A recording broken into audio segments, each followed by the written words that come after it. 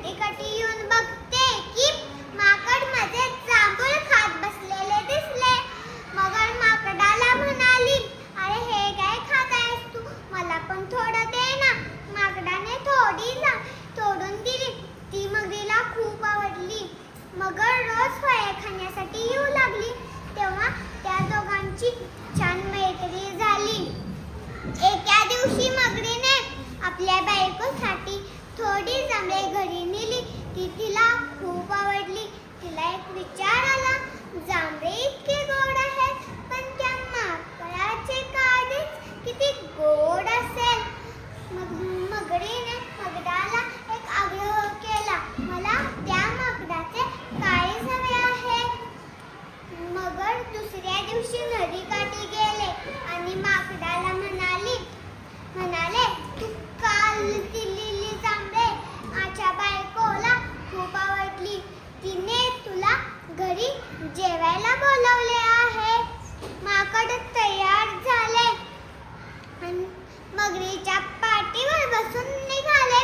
नदीच्या मधोमध पोचताच माकडाने विचारले, अरे माझ्यासाठी जेवायला काय बनवणार आहे?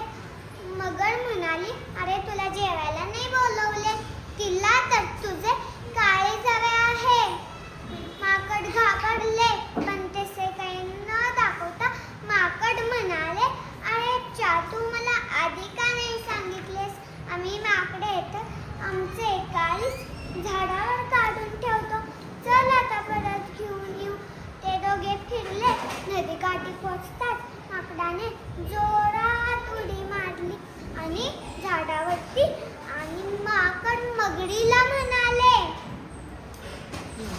अरे मूर्ख मगर, झाडावर कोणी काळीज काढून ठेवत असतं का?